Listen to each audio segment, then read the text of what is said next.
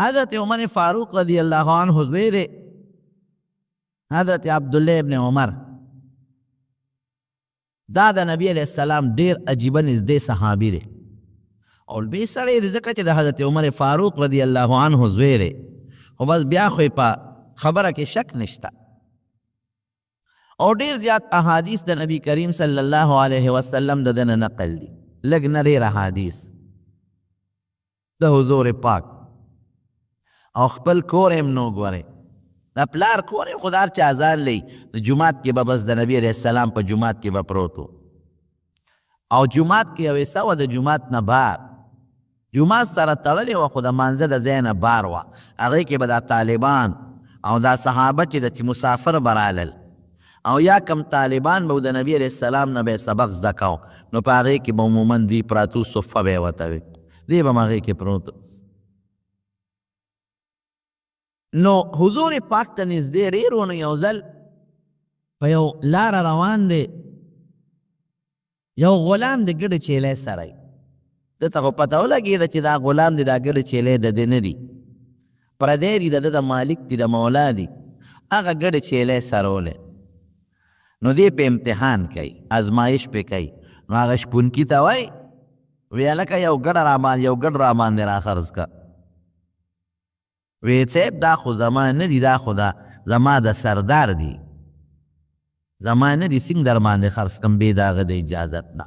دی خو پې اوس امتحان کوي مړه وی پیسې به والې جیب کې به واچې او دا ګډ مونږ اوس دلته ستا مخکې وروته غوښه به در باندې مخورو نو وی صاحب پردې شی در باندې څنګه خرڅ کړم وی څه پته یې لګي دومره ګډان دي که مالک دنه تپوس وکړو نو بیا روک شوی دا په امتحان کوي ګورې ښه معلومه یې وی څه پته درته لګي مالک ترې څه پته لګي که مالک تپوس وکړو په دې 200 ګډانو کې چیلو کې د دې ګډ څه پته لګي وی روک شو شرمه خو تخته یا روک شو رانه پته نه لګي اوس هم خلک داسې کوي پردی مال ورسره وي او سبانې ورته جوړي کې امانت ورسره پردي وي هلکه زما هغه امانت یاره جي غلی روک شو ضایع شو د مالک نه غلا په دې طریقه کوي دا ورته وایي اوس امتحان اخلي وی مالک ته ووایه که نه چې دا روک شو مالک دې دلته کم دی ستا نه خو نه خبرېږي نو هغه شپونکي مخ بل طرف ته واړو او اسمان ته یې ګوته ونیوه وی مالک خو مې واقعي دلته نشته خو این الله الله څه شو الله مې کوم ځای دی دا تپوس دنه کوم مالک خو نشته خو فین الله الله مې څه شو او شی کړله او روان شو ته عبدالله ابن عمر پوه شو چې دا سړی متقي دی د خدای یره پکې ده دې ته تقوا وایي دا د تقوا مثال هېڅوک نشته او ستا زړه کې چې دا تصور قایم شو چې که بل څوک نشته نو زما رب شته زما الله شته او ما ویني نبی کریم صلی الله علیه وسلم فرمایي یو څو کسان به د عرش د سوري لاندې د قیامت پر ورځ یو پکې هغه انسان دی ذکر الله خالیا چې الله یادوي او په داسې ځای کې یادوي چې هېڅوک هم نشته ففاضت عیناه نو سترګې وبهېدې اوښکې د سترګو نه لاړه هېڅوک نشته چا نه یېرېږي نه هېڅوک نشته چا ته خپل عبادت ښیي نه ریا نه کوي چا ته ښودنه د عبادت نه کوي خالیا هېڅوک نشته یو دی دی یو الله دی ففاضت عیناه نو دی وجاړي خدای ته اوښکې وبهیي نو چې تصور دی تا په زړه کې قایم کو چې هېڅوک نشته لوی الله شته او په دې خپل زړه کې د الله یره راوسته که دا ګناه کوم هېڅوک مې نیني څوک هم نه خبرېږي الله خبرېږي او الله هغه ذات ته چې ما موقع په موقع نیوې هم شي ما نه دنیا کې هم تپوس کولی شي ما نه آخرت کې هم تپوس کولی شي زما سټوکې هم د هغه په لاس کې دی او زما د بچو سرونه هم د هغه په لاس کې دي او زما عزت او زما مال هم د هغه په لاس کې دی او زما روغ صحت او ژوند د مرګ هم د هغه په لاس کې دی او د آخرت خوشحالۍ او تکلیفونه هم د هغه په لاس کې دي نو ولې خدای سره مقابله وکړم لوی الله مې ویني ان تعبد الله نبی کریم صلی الله علیه وسلم د احسان لویه مرتبه چې ښیي نو دا وایي ان تعبد الله کانک تراه داسې عبادت وکړه لکه چې ته خدای وینې فان لم تکن تراه فانه یراک او که دا سوچ نشي قایمولی نو دا خو قایم کړه چې ما خو الله یې نه کړه زه عبادت کوم ما خو الله یې نه ما نه خو الله خبرېږي د الله نه پټ نه دا سوچ په زړه کې قایم کا نو چې دا سوچ د پاره کې قایم کرے د بهترین خبره بل نشته مونږ خلک چې د پولیس مخکې غلطي نه کو. ولې نه کو؟ یریږو چې دا پولیس مې گرفتار نه کړي. د جج مخکې په ادب ولاړ یو. ولې؟ که د جج مخکې لږه غلطه خبره وکړو نو وي به چې دا خو کنټمپټ اف کورټ دی، یعنې څه ورته دوی وایي د توهین عدالت، او بس راشه جیل ته دی اچو. او د وزیر او د بادشاه او د گورنر مخکې دوک ولاړ یو، پولیس افسر مخکې دوک ولاړ یو، فوجي افسر مخکې دوک ولاړ یو. ولې؟ چې لږه غلطي کوم خو اتکړی ورسره لاس کې اوس مې جیل ته اچوي. دې ته یره وایي. دا د دنیا یره او تقوا شوه. نو د دې نه لوی طاقت د پولیس نه او د فوج نه او د گورنر نه او د صدر پاکستان او د جج نه لوی طاقت د چا په لاس کې دی؟ د الله په لاس کې دی. بس چې دا تصور ستا قایم شو چې هېڅوک نشته، الله شته، زما هر څه نه خبرېږي او ماله سزا راکولی شي، بس هذا هو التقوا. تقوا هم دغه شی دی، دې ته تقوا ویل کېږي. او بیا مختلف مرتبې دي. نو هغه هلک څه وایي؟ وی که مالک مې نشته نو فعین الله، الله څه شو؟ الله خو مې شته. وی ټیک شو، بس ما د امتحان اخیسته، اوس به خبرې کوو. دا ته چا غلامې؟ وی صاحب د پلانکي سړي. لار مدینه شریفي ته عبدالله ابن عمر، هغه ته وی ستا یو غلام دی ورسره ګډه چیلی دي پلانکي ځای کې سرولې. وی یو. وی دا راباندې خرڅ کړه. دا غلام هم علم او دا ټولې ګډه چیلی مخله ډېره ښه ده. تاجران سوداګر هم داسې کوي. د غلام دومره پیسې دی او د ګډو چیلو دومره کېږي. ورشه وی ګوره ما ویډیو کتلې دي، ټول هغه ګډې چیلی هم ترې واخېستې، هغه غلام هم ترې په بیه واخېست. غلام راغی خپل مالک را ویسته، ځه ته عبدالله ابن عمر په بیه مان اخېستې، سره د دې ټولو ګډو چیلو هلته ځه. عبدالله ابن عمر له راغی، تا زه واخېستم سره د ګډو چیلو. یو وی داسې ده ستا کې ما تقوه ولیده، تا کې مې د خدای یره ولیده، لہذا زما را طرف نه تا آزاد دی. آزاد شوې، بس د غلامۍ د ژوند نه ووتې. او دا چې څومره ګډې چیلۍ دي دا مې تا ته وبخلې، دا هم ستا دي، ځان له سره وه. دې دنیا کې یو مثال شو چې بنده پې دومره خوشحالېږي، الله به پې څونه خوشحالېږي، رب العالمین به پې څومره خوشحالېږي. نو تقوا اوچت شی دی جناب. مونږ کې تقوا نشته، پرهیزګاري نشته. په دې سعودي عرب کې په دې مکه او مدینه منوره کې او مکه مکرمه کې کیمرې لګېدلي، ځای په ځای په هر استن کې تقریبا نینو په دویم استن کې یو کیمره ده او مختلف قسم کیمرې لګېدلې دي. دې دپاره دا کیمرې لګولي چې څوک غلا ونه کړي، چې ته هلک سړي ته ښځې ته لاس وانه چوي، چې ته جینۍ سړي ته په غلط نظر ونه ګوري، څوک چا سره ظلم ونه کړي. نو هغې کې کیمرو کې هغې ورته باقاعده دننه ناست دي، هغه پکې ښکاري. او بیا خفیه پولیس یو قسم نه، څو قسمه ایجنسۍ لګیا دي په حرم کې، څوک په مانځه به ولاړي تا سره خوا کې، څوک به طواف کې ګرځي او چا سپینه جامه ده، څوک یو شکل څوک بل شکل. او چې هغوی ته په کیمره کې پته ولګي چې دا سړی غلطي ده په ده کې، نو بس هغه ادارو والا ته وایي چې پلانکې سړی دی شا به یې راوینیسئ، پلانکي ځای کې ناست یا پلانکي ځای کې طواف کوي، دغه د هغې پسې ولګي کلکې ونیسي. نو هلته کې ماته یو ملګری وایي، ماته وایي شیخ صاحب وایي ته خبرې ده دلته دا کیمرې لګېدلې دي؟ نو ما ته خو پته به ما ویو، وی ګوره ډېر د احتیاط ژوند به دلته تېروو. ښه نه ورتلی و، پته ورته نه وه. ما ولې؟ وی دې کې هر څه ښکاري. وی ما اورېدلي دي چې څوک غلطي وکړي فوراً یې نیسي. ما بالکل. نو دې وجې نه ته داسې ډېر په احتیاط دلته ژوند تېروي. یو مې دې کیمرې نه د پاسه یو بله کیمره هم په تا د پاسه لګېدلې ده. کیمره د چا ده؟ د رب العالمین ده، هغې کې الله ته ښکاري. دا کیمره ده که غلطي دې وکړه نو او به دې نیسي، سزا به یو میاشت به وي، دوه به وي، شپږ میاشتې، کال به وي، خوشې به دې کړي. خو مې د الله هغه سزا ګوره بیا ډېره زیاته خطرناکه ده، هغې نه بیا بچ کېدی نه شي. دا تصور پړه کې قایمول چې زما د پاسه د الله یو کیمره ده، او که زه ځان لیم، که زه ښځې سره یم، که زه بچو سره یم، که پردی مال مې مخکې پروت دی، نو زه به دوک ژوند تېروم، نیغ ژوند به تېروم، غلطي به نه کوم، نه د الله په کیمره د الله ته ښکارم. ما نه بیا رب العالمین تپوس کوي. دې ته تقوا ویل کېږي. ګناه نه پرهیز. ولې د ګناه نه پرهیز کوې؟ ګناه نه منع کول ځان، ولې د ګناه نه ځان منع کوې؟ دا به تصور قایمې چې رب مې ویني او رب ما نیولی شي او د رب د کیمرې لاندې یم زه. الله فرمایي یا ایها الذین آمنوا اتقوا الله حق تقاته، اے د ایمان خاوندانو الله نه ویریږئ، تقوا اختیار کړئ. ګوره موږ معنا د یرې کوو، سړی ویریږي نو د شي نه ځان ساتي که نه، ځان بچ کوي. هغه بچوالی پکې راغی، را تقوا هغه خپله معنا پکې راغله، ځان بچ کوي. اتقوا الله، الله نه ویریږئ. او بیا څه وایي؟ حق تقاته، د الله سره مناسب چې کومه یره ده. دوه قسمه یری، یو د سړي نه د بل نه یریږي، د هغه د ظلم د وجې نه ته یریږي، چېرې دې ظالم دی په ما ظلم کوي. مار نه یریږي یاره چک را باندې لګوي، سپي نه یریږي یاره چک را باندې لګوي، لړم نه یریږي یاره چک را باندې لګوي، دشمن نه یریږي یاره خو خراب مې نه کي. نو دا د ظلم یره ده. د الله یره داسې نه ده، حق تقاته چې تعظیم ورسره د الله. د هغې مثال به هم درکړم لکه پلار نه سړی یریږي. نو پلار نه یره دا ولې که دا غلطي وکړم پلار راته غوسه کېږي وایي مې، نو د پلار هغه وهل او غوسه ده ظلم نه ده. دا یره چې د دوی په ذهن کې د پلار نه ده د تعظیم والا یره ده. دا ډېره خطرناکه یره. زمونږ په زندګۍ کې زمونږ باباجي چې الله دې په قبر انوار نازل کړي، زه په خپل ژوند کې هغه 2 ځله والی یم، لا ماشوم وم. یو ځل مې سبق نه پټ شوی و، هغه به سبق له راځم سبق نه پټ شوی و. زما خیال نو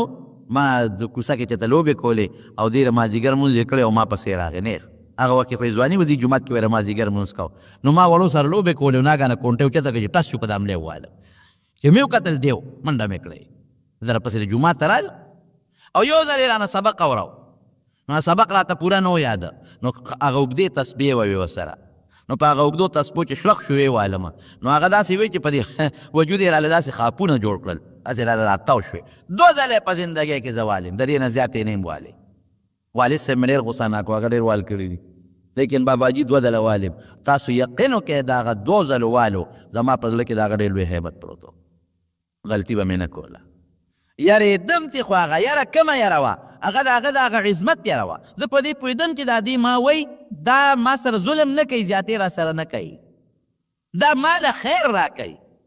او هغه خیر یې ما ته الحمدلله هغه په خپل انداز باندې رساو، هغه خیر یې ما ته ورسو، الله یې د هغې اجر وله ورکړي، خدای دې وله د هغې اجر ورکړي په قبر کې. هغه خیر یې ما ته ورسو، دا هغه د عظمت یره ده، د عظمت او د لویۍ یره ده. پلار که زوی وهي ظالم نه دی، نه غېږه ورته مه کنځل ورپسې مه کوه، د عظمت یره وکړه، دا تا ته ښه لاره ښیي. نو یو د مار لړم نه یېرېدل، یو د پلار او د استاد نه یېرېدل. د پلار او د استاد یره جدا ده، هغې کې ظالمیت نشته، او د مار لړم د دشمن هغې کې ظالمیت دی. نو د الله نه یره داسې ده چې د الله عظمت په کې کېږي چې الله ډېر لوی دی، ګورئ ډېر لوی ذات دی، ګورئ چې دا ما له سزا هم را کوي، نو دې کې هم د الله حکمت دی. غلطي زما ده، د الله نه ده، ظلم الله نه کوي. ان الله لا یظلم الله پټې ظلم هم نه کوي. نو حق تقاته الله نه ویریږه، خو حق تقاته هغه یره چې د الله د شان سره مناسبه ده، ظالم به ورته نه وی، ظلم والا یره به پکې نه. عصمت ته الله به پړه کې راولي چې الله عظیم ذات دی. ما سمئ ما د دوزخ نه بچ کوي، که دا سزا را کوي دوزخ نه مې بچ کوي، او که دا دنیا کې کړاو را کوي د قبر د لوی تیارې نه مې بچ کوي، او دا دنیا کې که سزا را کوي د زنقدن د لوی سخت نه مې بچ کوي، او که دا دنیا کې سزا را کوي پل صراط او د قیامت د ورځې تکلیفاتو نه مې بچ کوي. داسې مثال دی لکه یو ډاکټر چې د یو مریض اپریشن کوي، ګوته باندې اپریشن کوي، نو ظاهر کې خو دا مریض چغې وایي او خو ګوته یې راله ښو کړه، ویسېرله او درمن یې کړمه، لیکن د ډاکټر په نظر کې دا اپریشن د هغه د فایدې وي که د هغه د نقصان یې ته اوس وایه فایدې وي. دا لږ غوندې نقصان به درله درکړم، دا یو بند به درنه کټ کړم، لیکن ټول وجود به دې بچ شي. لږ غوندې تکلیف به درکړم، ګوته به دله وسیرم، خو دا نو به ترې وباسم ټول وجود به دې تېک شي. معمولي غوندې اپریشن به دله وکړم، دا سرمن به دله چخه چخه کړم، لیکن ټول وجود به دې بچ شي. دقه رنګې د رب العالمین ذات دی. دنیا کې لږ تکلیف به دله درکړم، سختي به دله درکړم، بچي له به دې ورکړم، تا له به درکړم، بیماري به راولمه، خو هلته دې ټول وجود بچ کوم، چې ټول وجود دې د کینسر نه بچ شي، او د آخرت او د قبر او زنقدن د عذابه دې بچ کو. نو چې داسې ذات ته وایه، نو داسې ذات په زړه کې عظمت پکار دی که نه دی پکار؟ نو دغه عظمت سره چې په زړه کې کومه یاره راشي دې ته تقوا ویل کېږي. حضرت عمر فاروق رضی الله تعالی عنه په لاره باندې روان دی، په لاره ځي، او دا مشهوره واقعه ده او ډېرو کتابونو لیکلې ده. نو د یو کور کې د ښځې او د لور او د مور په منځ کې بحث و، او دې ورته دقسې دروازې سره ودرېده. نو هغه مور دې لور ته وایي دې پیو کې اوبه واچوه، لور ورته وایي امیرالمؤمنین عمر اعلان کړی دی چې پیو کې اوبه به نه اچوي. مور ورته وایي بچې امیرالمؤمنین دلته کم دی، اخو تا نینی وی مور که امیرالمؤمنین عمر نیشته، د هغه خدای خو شته که نه، د هغه خدای خو مې اینې که نه. دا تقوا شو چې الله وینې په سر باندې، د امیرالمؤمنین عمر نشته، د هغه خدای خو شته، هغه خو مې وینې که نه. بس عمر چې کور ته راغی بیبي ته یې وی پلانکي کور کې نښه یې واچوله، ته لاړ شي یو جنۍ د معلومات واله چاته یې په نکاح خو نه ده ورکړی، مور یې چې لاړه د عمر بیبي وی نه یو جینۍ شته پکې او چا له نکاح شوې نه ده وی دا زه خپل زوی له عبدالله ابن عمر له په نکاح اخلم اوهو هغه د شپونکي کورنۍ والا جینۍ ده خو ګډو چیلی سره یې نورې خبرې به نه کوې بس شپونکي لور ده او کار څه ده لکې تقوا پرته ده تقوا بیګې ما تقوا لیدلې ده هغه جینۍ ورته په نکاح کړه الله څه چلو په اور اوس تقوا چا په خاون کې هم تقوا په ښځه کې هم تقوا الله د هغې په نسب کې عمر ابن عبدالعزیز پیدا کړ عمر ابن عبدالعزیز تابعي دی او ډېر لوی سړی دی هغه خدای پیدا کړ د عدل انصاف بادشاه خدای پیدا کړ د ثمرو د نتیجه میوه شو میوه هغه عمر ابن عبدالعزیز چې کله بادشاه شو د بادشاه نه مخکې به یې داسې جامې چولې چې یو جوړه به یو ځل واچوله دوباره به یې نه استعمالوله داسې ژوند یې تېر کړی او چې په جوړه به معمولي ګرد و غبار پرېوته نو زر به کور ته ننوت بیا یې بدله کړه او بله به یې واچوله او داسې قیمتي جامې چې په دنیا کې داسې قیمتي جامې به نه وي داسې اعلی قیمتي جامې په زرګونو او په سوونو جوړې به یې بدلولې او بیا به یې دوباره به یې نه اغوستلې او قیمتي قیمتي بنګله او په هغې کې اوسېدل او د دنیا نوکران او چې کله بادشاه شو نو ښځه یې کېنوله ښځه یې مخامخ ځان ته کېنوله فاطمې داسې کار دی چې یو خبره درته کوم په ما د مسلمانانو ډېر لوی بوج په سر باندې را پرېوت تا ته یو خبره کوم ته ځوان یې او پیغلی او دې وخت کې رضواني ده نو که ته بل خاوند کول غواړې نو زه به تاله طلاق درکړم بل خاوند وکړه وایي سړیه چې بادشاه شوې به درکې چې بادشاه نه وي نو ځان سره ساتلم او چې اوس د خیر ښېګړې وخت راغی بادشاه شم اوس طلاق راکې وی نه په دې وجه نه اوس زما په دماغ او زما په سر د مسلمانانو دومره بوج راغی چې زما نه شهوت تختولی دی خواهشات ختم بس ټنشن چې راشي که نه نو خواهش وتښتي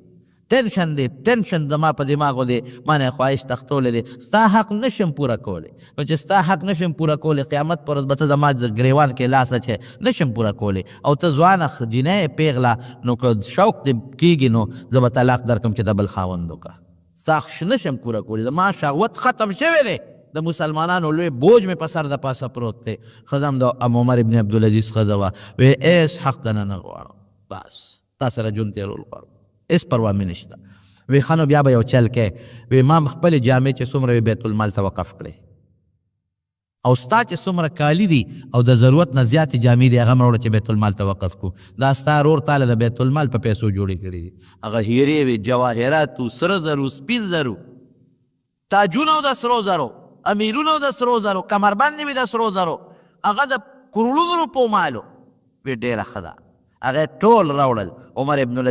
عبدالعزیز ته مخکې کېښودل او د بیت المال چې کم سیکرټري و هغه یې راوغوښته وی دا یو څه بیت المال کې داخل کړه ژوند یې داسې تېر کړه نو د جمعې په ورځ باندې یو ځل لږ لیټ راغی جومات ته نو مونځ لږ یو پوټۍ غوندې لیټ شو نو خلک وپوی چا تپوس وی صاحب لږ لیټ شوي یا څه ضرورت مې و وی څه ضرورت دی وجود دې م رپېږي وی دغه یو جوړه جامې مې دي نورې نه وي نو دا خیرنې وې غسل خانې ته ننوتم او مې لمبل نو بیا مې ځان له دا جامې ووینځلې نو په غسل خانه کې مې لقولې چې هغه نمجنې غوندې شوې او اوبه ترې لاړې نو مې واغوستې نو تاسو لمانځله راغله داسې ژوند یې تېر کړي او چې تر څو جم دی عدل و انصاف خو څه کوې ګوره تقوا چې بادشاه کې تقوا راشي نن زموږ بادشاهانو کې تقوا شته تقوا که په قانون نظام سمیږي خو قانون چې څوک چلی هغې کې تقوا نشته قانون چې څوک نافذ کوي په هغه کې تقوا نشته قانون حکمرانی چې څوک کوي هغه کې تقوا نشته نه چلیږي صدر ته وګوره وزیر اعظم ته وګوره وزیرانو ته وګوره ممبرانو ته وګوره او بیا انتظامی حضراتو ته وګوره حیران بشي یو قصه مې یو ځای کې کتله یو سړی چې تر بار ملک نه راغی د شپې د بار ملک نه راغی او ځان له ټکسیونو یو پکې سامان مامان ورسره او هغه کور ته ته پولیس والا ولا اشاره ورکړه ودرېږه کم نه راغلی یې دوبۍ نه رالم سعودي عرب نه رالم سامان چک کو سامان یې دا خو په ایرپورټ کې کسټم والا چک کوس هلته چې راتلم کسټم والا ټولو چک کو کسټم مسټم پرېږده موږ به چک کوو یاره جي شپه ده یخني ده ټوپک تماچې پرې راویستې او باسې سامان که برابر دی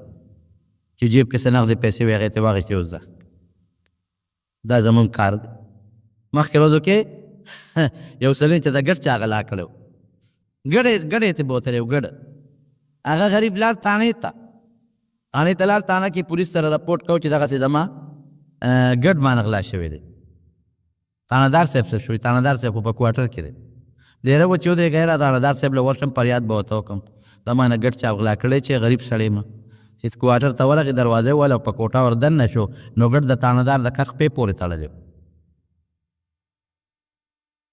پې پورې تړلی او دی خیر دی وایي چې بس لاړم السلام علیکم. نه ووایه که نه څه مسله وي بس مسله حل شوه دغه حل دی. بره واپس یې لږ لاړ شه منبر له لاړ شه منبر له د صوبې ما پکې دننه وخت تېر کړی ما ته پته لګي او ورپسې د قومي له لاړ شه او ورپسې وزیر له لاړ شه او ورپسې ممبرانو له لاړ شه وزیر اعلی او د ټولو پسې لاړ شه نو چې انصاف چې کوم ځای نه قایمېږي په هغه کې انصاف نی تقوا نی تقوا د خدای ګره نی انصاف نه قایمېږي. څه شي قایمول قانونونو باندې کار نه کېږي قانون به زر جوړ کې 2000 قانونونه جوړ کا نو څه پې چې انصاف نیسي کې وسه لکه تقوا نشته چلی پچا لکه د خدای یره نشته چلی پچا. تاسو ګورئ په خپل وطن کې چې چېرته ګورنر وزیر اعلی رواني ټول روډ یې ورته کولو کړي داسې ده که نه ده غریب ته یې خواشه دې خواشه وزیر اعلی صاحب روان دی ګورنر صاحب روان دی صدر صاحب روان ټول روډ یې ورته بلاک کړي دا ولې ولې هغه یو انسان دی ته انسان نه سو ټول روډ دې بلاک کړی دی. سعودي کې خو دا شی مونه دي هلته کې خو چې سره باتي بله شي نو د وزیر اعلی ګاډې به م ولاړې او د عام به م ولاړو هلته خو چې سره باتي بله شوه ما خو چې څونه لیدلي په مکه مدینه کې نورو نه یم خبر نو د ګورنر ګاډې به م ولاړې او د پولیس به م ولاړو ټول به ولاړې دا نشته چې پولیس والا افسر دی شابه لار ورته خالي کړه یاره پرته ده پړه کې د حکمران یاره ده یا د خدای یاره ده خو یاره پړه کې پرته ده دلته یاره نشته یاره چې راله یاره زه اکثر یو خبره کوم زه یم چې د کوم څاروي په زړه کې د مالک یاره یې نو ګورې هغه هم دوک ولاړې غوزار نه کړي داسې ده که نه او چې د کوم څاروي په زړه کې د مالک یاره نی نو ښکرې علمې کې سړی ورواجو دی. تقوا یاره به کې د الله نه منه به کې پرهیز به کې د الله نه. نو عمر ابن عبدالعزیز نشته اوس هغه نه ممکن شته او نه بلکې شته ټوله عامه خبره ده هغسې څوک دي نو د هغه حکومت کې انصاف خو څه کوي چې شر مخ به م په ګډو چیلو حمله نه کوله یا خو ګوره د الله د طرف نه عدل چې لاندې عدلي د الله د طرف نه عدل و انصاف بیا قایمېږي میزان د عدل الله سره دی نو یو ځای کې چې د شر مخ په چیله حمله وکړه نو شپونکي وی انا لله و انا الیه راجعون عمر ابن عبدالعزیز وفات شو. ملګرو ورته وی تا ته څه پته لګي موبایل خو هغه زمانه کې نه و نه اخبار او ریډیو تا ته څه پته لګي وی بس ما ته پته ولګېده اوس وفات شو وی چې تر څو عمر ابن عبدالعزیز بادشاه و زمونږ شرمخان په زمونږ ګډو چیلو سره یو ځای سرېدل او چې نن شرمخ په چیلې حمله وکړه نو پته ولګېده چې د الله د طرفه د انصاف حکومت ختم شوی دی چې معلومات یې وکړل بیا یې هغه وخت کې عمر ابن عبدالعزیز وفات شوی او ښځه څنګه عجیبه وه چې دی وفات شو د بیت المال چې کوم سکري دی ناظم الامور هغه راغې او ښځې ته وله وایي بیبي ستا خاوند چې تا نه څومره جامې او کالیګان اغوستي وو هغه ټول ما بیت المال کې په یو الماری کې محفوظ ایښودی دی اوس خو د خاوند مړ شو نو که د خوښې هېڅ چاته پته نه لګي چې هغه ټولې جامې هیرې جواهرات او هغه کالي او سره د لوس راوړو هغې وی نه ما د خاوند په خولې بیت المال له ورکړي دي او زه خپل مل خاوند سره وفا کوم چې د قیامت پر زما سترګې د خپل مل خاوند سره لګي نو چې وفایي بې وفایي پکې نه نو دا د هغه شپونکې جینۍ تقوا وه چې دغه سړی ته خدای پاک پیدا کړ نبی کریم صلی الله علیه وسلم په صحابو کې تقوا پیدا کړې وه هغه صحابو له معاشره داسې جوړه کړې وه چې صحابو ټولو کې تقوا وه چې پوټې ګناه به تېر شوه په یو منډه به نبي علیه السلام نه رالل د الله رسوله ما نه دا ګناه شوې ده زما باندې د خدای حد قایم کا پوټینۍ ګناه چې ته په لاره کې د یو صحابي نه شوي وه پوټینۍ غوندې ګناه او راغې نبي علیه السلام ته وایي وی په ما د خدای حد قایم ته ما نه غلطي شوې ده نبي علیه السلام ورته غږ ونه کړ نو منځ شو نو بل منځ شو نو بل منځ شو دې به دې میاشت کې راغې د الله رسوله په ما د خدای حد قایم که ما نه دا پلان کې غلطي شوې نو چې منځونه پوره شوې دلته راشه تا څه وې وی ما نه دا غلطي شوې په ما د الله حد قایم کا وی موږ سره خو دې منځونه وکړل که نه وې او وی دا هغه غلطي دومره غټه نه و په دې منځونو دې خدای هغه ګناه راجولی مبارک ته الویت حضرت ماعز اسلمي رضی الله عنه وی د الله رسول ما نه دا ګناه شوې ده یو زنانه سره ته بدعملي شوې وه نبی علیہ السلام مبارک دې مخ بل طرف ته واړو، دې بل طرف ته راغی، وی ما نه دا غلطي شوې ده. هغې ته بل خوا مخ واړو، بیا راته وشو ما نه دا غلطي شوې ده. هغې ته بیا مخ واړو. مطلب یې ده چې نیکبخته ګواه در باندې نشته، بس ده چې د خدای ته توبه وباسه. لیکن هغه کې هغه نه د الله رسوله په ما د الله حد قایم که راغلی ما چې به څلورم ځل یې ورته وویې نو نبي علیه السلام ته بیا تپوس کوي، بیا سې به دې لاس ور وړي، ویې نه صاحب هغه سمه ګناه مې کړې، ملا صاحب دې ښکل کړې را ښکل کړي، نه هغه مضبوطه ګناه مې کړې چې پوره اقرار یې وکړ. نو صحابو ته یې ویې دې بوځ او دې سنګسار کې په کاڼو باندې ولئ. واده کړی سړی چې دا ګناه وکړي نو حکم یې همدغه دی چې دی به په کاڼو سنګساره وی. نو صحابه د مدینې نه بار بوته. نو د پیغمبر علیه السلام خو صحابه د بچو په شانتي وو، په خپله خو ورته کتې نه شي، ای بوځی سنګسارې کې. چې د مدینې منورې نه بار حره ورته یو سنګستان، هلته بوته په کاڼو یې پې شروع کړه او دې یې ویشته، وینې ته به یې دی. نو ګران کار دی، احسان کار نه دی. نو دې غریب به کله یو خوا منډوال او کله به بل خوا منډوال. نو حضرت عمر فاروق رضی الله عنه سره د اوښ یو جامه پرته وه، په هغې یې پې غزار وکړه، نو دا سر یې ولګېده، نو را پرېوته او وینې ته ووتې، حضرت عمر په جامو باندې ولګېدې. حضرت عمر ورته خیره وکړه، ای فلان کې ته خدای داسې داسې کې، که تا دا ګناه نه وې کړې نو نن به زموږ جامې د وینو شوې نه وې. نو رسول الله مبارک له چې کله صحابه واپس رالل نو تپوس وکړو څنګه چلو شو؟ وی صاحب بس اخو مو په کاڼو وویسته، د الله حکم پوره شو، الشیخ والشیخة اذا زنیا فرجموهما نکال من الله والله عزیز حکیم. چې واده کړی سړی او ښځه دا بدعملي وکړي نو دغه سزا ده. او صاحب یو ځای کې منډه کړې، نو حضرت عمر په یو غټ اډوکي باندې وویسته او خیره یې ورته وکړه. نبي علیه السلام سترګې مبارکې وپړسېدې، عمر ته غصه شو. عمر دلته راشه وی خیرې دې ورته ولې کړې دي؟ لقد تاب توبة، وی ده خو داسې توبه وویسته که دا توبه د ټول مدینې په خلکو تقسیم شي د ټولو توبه به الله قبوله کړي. هغه انسان چې هغه خپل ځان باندې سخا کوي، یو سړی وی مال ورکوم ما بچ کا، یو سړی وی زوی ورکوم ما بچ کا، یو سړی وی کور ورکوم ما بچ کا، هغه خپل ځان ورکوي الله ته چې الله ما خپل ځان تا توبه ما عمل که خو ما د آخرت د سزا نه بچ کا. نو تا هغه ته خیرې کې، بلکې یو روایت کې دا الفاظ راغلي دي لقد تاب توبة، که دا تقسیم شي په ځمکې په ټول ځمکې په ګناهګار مخلوق د ټولو ګناه به پې خدای معاف کړي. داسې تربیت نبي علیه السلام نه صحابه وکړی دی. چې کومه ښځه ورسره بدنامه وه هغه راله نبي علیه السلام نه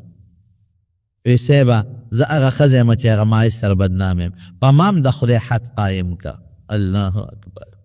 ګواه پې نسته، ضرورت سو توبه بیسته وکنه، په ما هم د خدای حد قایم که. نو په ګیره ماشوم ویده چې ستا دا ماشوم پیدا شي بیا راله، نو دا لاړه چې ماشوم پیدا شو نو بیا راله. قسم د خلک وایي ډېر خلک دې زمانه کې صحابو پسې بد رد وایي. دا خدای پاک بعضې صحابو باندې امتحان راولي چې دا غلطۍ وشي چې دا حکمونه نافظ شي چې خلکو ته پته ولګي چې نبي علیه السلام د دې ګناه د سنګسارېدو اعلان کړی دی. دا څه فرضي نه دی او نه مبالغه ده، د دې مثال هم موجود دی. وروسته څوک په مبالغه ور وانړئ، دا بعضې خدای قصدن کړي دي. داسې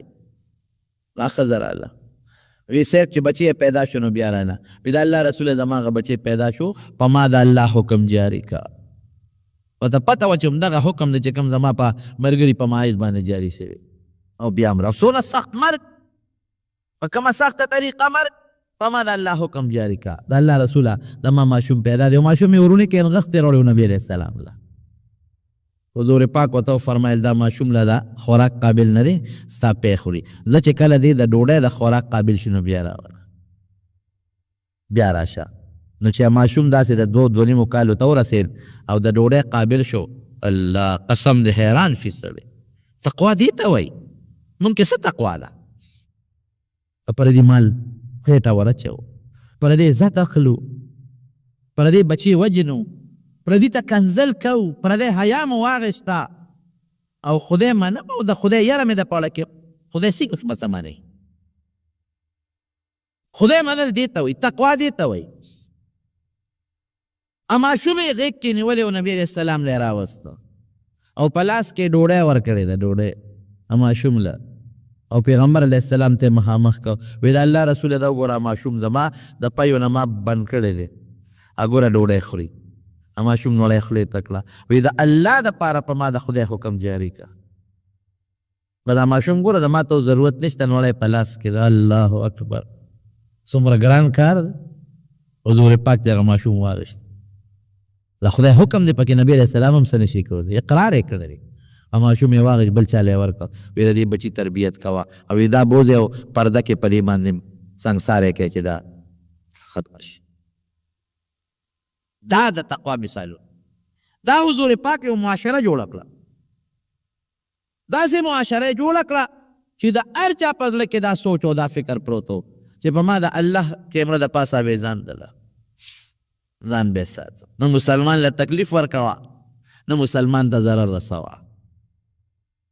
صحابه خو ډېر لوی خلک دی د حضرت امام ابو حنیفه رحمت الله علیه یو تاریخ مې کړته امام ابو حنیفه رحمت الله نو حیران بر یو ځل په بالخانه کې ستل استومانه و لکه د هغه معمول بس و د شپې به یې د قرآن شریف تلاوت کو د شپې به ټوله شپه ولاړ د قرآن شریف تلاوت به یې کو در حقیقت ده به د شپې خوب هم کو عبادت به هم کو خو یو ځل په لاره باندې روان و نو یو بوډی بل چا ته نصیحت کوي یو بوډی چا سره په جګړه شوې ده نو هغه سړی خلک وي دا خو ډېر عبادت ګزار دی بوډی ته ورته داسې خبرې کوي زه وي دې ابو حنیفه خو نه دی چې د ماسخوتن په منظره سار مونځ کوي دې ابو حنیفه خو نه دی چې د ماسخوتن په اودس د سار مونځ کوي نو امام ابو حنیفه دا خبره واورېده خو ما کې خو دا صفت نشته دې بوډی څنګه دا خبره وکړه زه خو د ماسخوتن په اودس د سار مونځ نه کوم وی یاره دې بوډی دا خبر وکړه راشه دا شی راټینګ که نو د ماسخوتن په اودس به یې د سار مونځ که د شپې کتاب ګوره او د شپې خپل تلاوت کوه او د خپل بیبي حق دروازې مدا کېږي که هغه څه خبره نشته نو د شپې به عبادت کوه نو سار به بیا طالبانو ته درس هم کوه او بیا به د فقهي مسلو استخراج او استنباط هم کوم مسایل به یې ایستل نو لږ غوندې وخت به ده چې ته د غرمې اوچت شو بره به وخته نو ده به شو نو یو ځل د شپې د غرمې قد ته بره وخت چت ته او اوده کېږي نو خلکو ته خو پته یو سړي ور وډبو ټک ټک ټک ټک ور وډبو نو دی راویښ شو کور والا ورته وایي صاحب وده شه دا به څوکي دا وخت ستا د ده راتلو نه دی مازدیګر دی راځي که نه سار دی راځي وی نه څوک ضرورتمند به کېدای شي د مسلې تپوس څوک کوي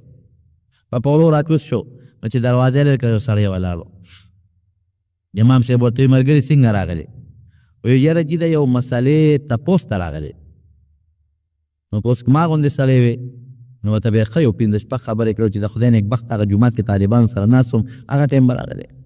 تاسو ته پته ده چې د شپې مې ارام نشته او دا مې لږ د ارام وخت د خوب نه مې وباسې دا مې د ارام وخت د خوب نه وباسې وی د یو مسلې تپوس ته راغلی وی وایه سړی غلی شو یاره جي وي یېره مې شوه چې را روانېدم نو یاده مې وه خو یېره مې شوه وی ښه ده چې د یاده شي بیا راشه امام صاحب بره وخته نو چې وخته او بیا د راووالې لږ ساته او خوب ورغې نو سړي بیا ټک ټک شروع کړل نو بیا وله راکوز شو چې راکوز شو دروازې یې مقه سړی ولاړ وی څنګه بیا رالې وی یاره جي هغه مسله مې رایاده شوه نو بیا رالمه وی وایه وی دا ستا د کور د دغه دروازې پورې مې یاده وه خو دلته مې بیا یېره شوه که بشیریانو خو یو پنځه شپږ چکه به یې پیله ګوري او که زه یو دوه څپېړه خو مې تېسته وي یو دوه څپېړه خو مې زده وي ولې مونږ کې خو تقوا نشته او امام ابو حنیفه کې خو تقوا ده چې دا خو سایل دی له مسلې تپوس ته راځي دی ناپویه دی نو زه خو ناپویه نه یم که نو بیا به راوخته چې بیا به راوخته او یو پوټېله غوندې خوب سترګې یې ورلې نو سړی بیا ټک ټک نارې کړی نو بیا غریب پاندرم پایه راکوز شو راووته چې بیا راځي ملګري بیا څنګه رالې وی هغه مسله مې رایاده شوه هغې تپوس ته نه کوم وی وایه یاره وایي چې د انسان د اودس ماتې دا خوند خوږ دی او که تریخ دی مسله هم ناشنا مسله د انسان د اودس ماتې خوند خوږ دی او که تریخ دی نو که زه ما به ورته څه وی ما ورته اراده چې د بوځمه او یو قاشوغه درکمه نو په خولې که نو پته به په خپله ولګي چې خوږ دی که تریخ دی ما خو به ورته داسې ویلي چې ته راځه ډېران له دې بوځم ټټی له دې بوځم ډېران له او به یو قاشق خوله کې در کوم نو ما ته به هم بیا مسله معلومه شي او تا ته به معلومه شي. دا څه مسله ده چې درې ځله یې د خوبه وویسته او ودې کړولم. امام صاحب ورته څه وایي؟ ډېر عجیبه انسان دی. او ورته وایي یاره چې لوند دي که نه لوند نو دا خوږ دی او چې اوچي نو بیا تریخ دی. د انسان او د اسماتې چې لوند دي نو خوږ دی چې تازه وي او چې اوچي نو تریخي. سړی ورته څه وایي؟ وایي جي تا سکلی دی سر. اوس امام صاحب ته ګورو دی بیا ادبې ته ګورو تا سکلی چې دا خبره کوې. اوس که زه وې که نه نو خدای چې صبر مې کولو که دا معذوره بشیر جانه مې نو خدای چې ځان بیا پرې ورچاو دی خو ځان له یو شی دی که نه اوس بیا ته ستا پرېښوده خو یې نه. امام صاحب ورته څه وایي؟ امام صاحب ورته څه وایي؟ وایي نه بچې سکلی مې نه دی خو چې تازه وي نو مچان وله راځي خوږ شي د مچ راځي او چې اوچ شي نو بیا وله مچ نه راځي نو معلومېږي دا چې بیا خوند بدل شوی دی د انور یا د هوا سره. اوس پوه چې بچې ورته وایي او نو هغه سړی ورته وایي امام صاحب ته وایي تا وګټله او ما بیله تا وګټله او ما بیله. وایي څنګه؟ وایي دغه ځای ناست وایي زه ستا سخت مخالف یم نو ستا متعلق باس راغی نو چا وایي چې امام صاحب ډېر صابر انسان دی ډېره لویه تقوا ده پکې. وایي ما ورته چې هغه کې سر ناړو نه صبر شته او نه پکې تقوا شته. وی چې شته پکې نو مې ودرېږه زه اوس معلومات کوم نو ما ستا صبر معلوم کو ستا تقوا مې معلومه کړه. تا ما ته د یو ناپوهه سوالګري په نظر وکتل نو ما له دې سزا رانه کړه. که ستا په ځای بل څوک وې نو زه به یې بلا ډبولې وم نو تا وګټله واقعي صبر او تقوا درکې ستا او ما بیله. نو د امام صاحب په لاس یې بیعت وکړو او د امام صاحب په مریدانو په لویو شاګردانو کې داخل شو. نو حضرت امام یو بله واقع مې ولیدله نو په لاره روانو یو سړي ورته کنځل شروع کړل. نو امام صاحب غلی دی او ورته کنځل کوي ښه مضبوط کنځل ورته کوي. نو یو ځای راغی داسې چې هلته دوه لارې بېلېدلې نو دا سړي جدا دې طرف ته کور و د امام صاحب دې خوا کور کورونه یې جدا و. نو امام صاحب ورته هغه چوک کې ودرېده. سړي ته وایي ملګري وایي ستا لاره اوس زما نه جدا کېږي ته داسې ځې او زه داسې ځم نو زړه به دې ډک پاتې شي نو دلته درته ودرېږم که دې په زړه کې نور څه کنځلي چې هغه هم وکړي چړه تش کې لار بدلېږي چې زړه دې تش پاتې شي ولې کړه دې پرې کنځلو ډک پاتې شي ناجوړه به شي. زه شابه وکړه یو څو کنځلې نورې چې ته داسې داسې نو را پرېوت د امام صاحب په لاسونو ښکلولو یې شروع کړه او تندي ښکلولو باندې شروع کړه. داسې قسمه صبر او داسې قسمه صفت په چا کې دی؟ دغه امام ابو حنیفه رحمت الله علیه بیبي څه وایي؟ دې ته تقوا وایي. بیبي څه وایي؟ وایي چې کله به اخره شپه شوه او تهجد به وپړل نو په ځمکه به کېناست او قبلې ته به یې مخ کړلی او دا خپله ږیره به یې دغسې په دا لاس کې ونیوله سپینه ږیره یې وه. وایي ما ته هغه منظر اوس هم یاد دی. سپینه ږیره به یې په دا لاس کې داسې ونیوله او الله ته به په چغو چغو په ژړا شو. یا الله ابو حنیفه سره یې اسم نشته خدایه اسم نشته دغه سپین ډکي دي ورسره الله دې سپینو ډکو سره به خالي لاس تا له ابو حنیفه درځي پروردګاره د دې سپینو ډکو د ابو حنیفه لحاظ وکړه. دې ته تقوا وایي. نو تقوا بهترین صفت دی د شریعت او د طریقت د دواړو بنیاد دی. تا نه به لوی متشرع انسان اله جوړېږي چې تقوا درکړي تا نه به لوی صوفي او لوی پیر او نیک سړی اله جوړېږي چې تقوا درکړي او که دا دواړو کې ني په یو عالم کې تقوا ني په یو صوفي کې تقوا ني نه ته بزرګ جوړېدی شي او نه ته نیک سړی جوړېدی شي. تقوا بنیاد دی. نو حاصل دا دی چې ته هر وخت کې دا تصور قائم کې په خپل سوچ کې دا فکر قائم کې چې زه سم کوم زمان الله خبرېږي او مال الله د هغې سزا م راکولی شي د هغې جزا م ماله راکولی شي او ما الله رانویم شي دې ته تقوا ویل کېږي. د ټولو نه وړه مرتبه دا ده چې سړی د کفر او د شرک نه ځان وساتي کفر شرک نه ځان بچ کي. تقوا اتقاء عن الشرک والکفر کفر شرک نه ځان وساتي. دیم نمبر مرتبه څه ده چې سړی د غټ ګناه نه ځان وساتي کبیره ورته وایي. درېیمه مرتبه څه ده چې سړی د وړې ګناه نه ځان وساتي. دا وړه ګناه ګورې مونږ ته اسم نه ښکاري ډېر خلک وایي دا ګناه مړه دا خو وړه ګناه ده. مولانا اشرف علي تانوي رحمت الله علیه چا تپوس وکړو وی صاحب دا وړه ګناه او لویه ګناه که وړه سړی وکړي هغه ول عجیبه مثال ورکړو وی د غټې ګناه مثال د غټې سکروټ کې دی او د وړې ګناه مثال د وړې سکروټ کې دی. نو وی وړه سکروټ که څوک بکس کې جامو سره ږدي که وړه سکروټ که دې واخېسته په بکس کې جامو سره کېښوده نو زر خو بیا دله ونه سوځئ. غټه دې کېښوده خو پاسات پې اور لګئ خو که وړه دې کېښوده نو زر خو بیا ونه سوځئ خو ګنټه دوه درې پس به رو هغه اور رسېږي ناګهانه به یې دله غرغنډه کړي. دقسې غټه ګناه ده غټه سکروټ که ده فوري دې سوځئ. وړه ګناه پوټینی سکروټ که ده دا چې پرته نو پړه کې داغ پیدا کوي نن وړه د سببه ترې غټه جوړه شي. او د ګناه د خوند مثال یې عجیبه ښودلی دی. مولانا اشرف علي تانوي رحمت الله علیه عجیبه مثال یې ښودلی دی. وایي د ګناه خوند داسې دی لکه چې په څارمن د خاره خو لګېده او ګری دا ګرول تاله خوند درکوي. دا څارمن چې ګری تاله خوند درکوي او خوند دی پکې لیکن دا ګرول تاوان دی د وجود دپاره که دا فایده ده تاوان دی. ګری خوند خو درکوي خو دننه څارمن دی زخمي کېږي تاوان دله درکوي. فایده دا ده چې دا خوند د ګرېدو لر که پټی ولګوه علاجو که ګولۍ وخوره د دې خو دا خوند تا ته ظاهري خوند دی خو ګورې دننه تاوان درکوي. دقسې د ګناه خوند دی. ګناه چې کوې تاله خو به خوند درکوي لکه څرمن چې ګری خو دننه د تباکۍ بربادۍ دی. د دې خوند نه ځان وساته. د غټې ګناه نه ځان ساتل او د وړې ګناه نه ځان ساتل دا تقوا شوه. او ټولو نه لویه سره چې کم څیز نامناسب شی دی خلاف الاولا ورته وایي د هغې نه ځان ساتل هغې ته بیا ورع هم وایي. هغه اخیری مرتبه ده تقوا. نو تقوا چې سړي کې راله او معاشره کې جرایم به ختم شي. یو جرم که تا ولید زه به انعام به درله درکوم. چې یو سړی دا سوچ وکړي چې دا پردی مال دی او که دا خورم خو مانه الله خبرېږي. دې پردي انسان نه که څپېړه ورکوم خو مانه الله خبرېږي سزا به راکوي. دې پردي مال ته که زه په غلط نظر ګورم او د پردي عزت په غلط طریقه باندې اخلم خو مانه خو الله خبرېږي ماله به الله سزا راکوي. وایه که نه نو په دې معاشره کې به یو جرم وشي. دا جرایم ولې مونږ کوو؟ تقوا نشته د خدای یره نشته د ګناه نه فریض نشته. هسې په خوله وایو چې خدای منو او خدای منو او آخرت کې به خدای سزا راکوي خو په حقیقت کې د دې نه خالي یو بلکې به 50 جرمونه راوباسو او ځان ته به نه ګورو چې یاره ما کې څومره جرمونه دي بلکې به 80 جرمونه راوباسم او ځان ته به نه ګورم چې ما کې څومره جرمونه دي. زما نه که څوک مال غلا کړي نو خیرې به ورته کوم او د بل نه چې ته غلا کوې نو خیر دی. ستا زوی نه که څوک څپېړه ورکړي تاله څپېړه درکړي نو 6 ختمونه واوسې کوې ته پردي زوی له څپېړې ورکوې او پردي عزت اخلې خیر دی. دا تقوا نه ده.